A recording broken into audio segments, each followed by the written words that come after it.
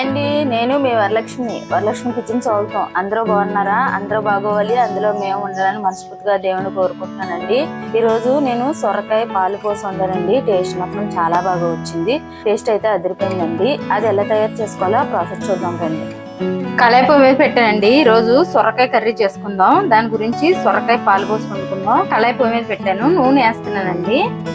4 స్పూన్లు ఆయిల్ వేసానండి. ఒక అర చెంచా ఆవాలు వేస్తున్నాను, 1 చెంచా పచ్చెనపప్పు వేస్తున్నాను, కొంచెం గుళ్ళు మినపప్పు వేస్తున్నాను, స్పూను జీలకర్ర వేస్తున్నానండి. అలాగే కచ్చాపిచ్చా దంచుకున్న 10 ఎల్లుల్లిపాయ రంగులు కూడా వేసేస్తున్నానండి. పచ్చిమిరపకాయలు 10 పచ్చిమిరపకాయలు తీసుకున్నానండి, ముక్కలు కట్ చేసుకున్నాను సన్నగా. అలాగే కొంచెం కరివేపాకు, అది కూడా వేసేస్తున్నాను. చిన్న ఉల్లిపాయ కట్ చేసుకున్నానండి, అది కూడా వేసేస్తున్నాను. వేసేసుకొని బాగా మనము ఈ పోపు వేపుకోవాలండి.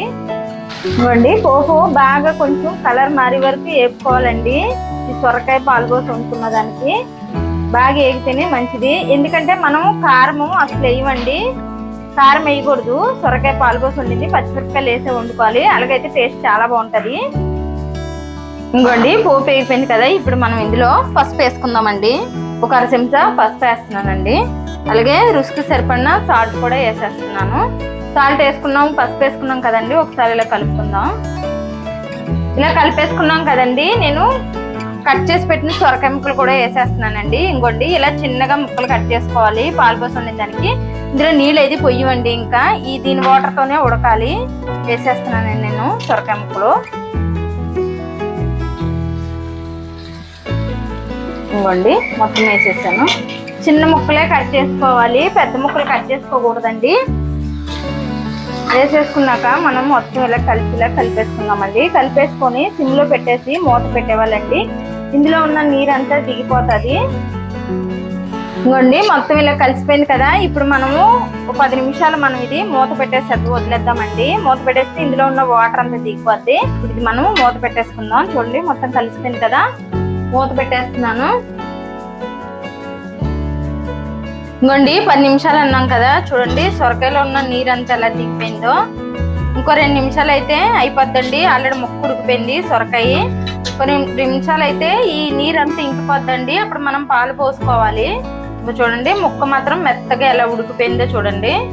ఉడికిపోయిందండి. ఇది 2 నిమిషాలు ఉంచేసి కొంచెం ఈ నీరు అంతా దగ్గర అయినాక అప్పుడు మనం పాలు పోసుకుందాము. ఇంకోండి, చూడండి, దగ్గరికి అయిపోయింది కదా. ఇప్పుడు మనము పాలు పోసేసుకుందామండి. ఇందులో కారం గీరం ఏం వేయవండి. ఇంకా ఇగోండి, నేను గ్లాస్ పాలు పోస్తున్నాను. చిక్కటి పాలు పోసుకోవాలండి, అలా అయితే కూర మాత్రం చాలా టేస్ట్గా ఉంటుంది. ఇంకోండి, వేసేస్తున్నాను. వేసేసి ఒక 2 నిమిషాలు ఉంచుకొని మనము స్టవ్ ఆపేసుకుందామండి. ఇంకోండి, వేసేసుకున్నాం కదా. ఒక 2 నిమిషాలు ఉంచుకొని స్టవ్ ఆపేద్దాం.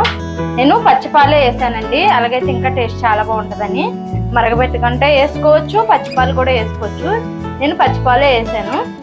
ఇప్పుడు ఇది ఒక 2 నిమిషాలు మూత పెట్టేసుకుందాం. ఇంకోండి, కొంచెం జీలకర్ర పొడి కూడా వేస్తున్నాను. అలాగైతే కూర మాత్రం చాలా టేస్ట్గా ఉంటుంది.